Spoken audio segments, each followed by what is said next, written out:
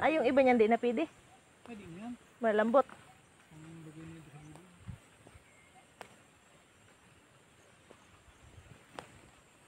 Isang sako ata yun eh, oh.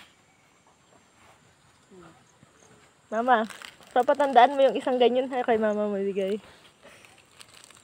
Aling. Isang sako yun. Huwag mong hiwalay-hiwalayin. Sobra yun. Ito pa nga oh. Isang sako din. Puro.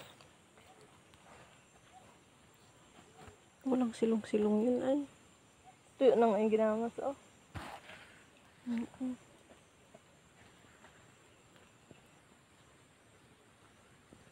Sobra namang init.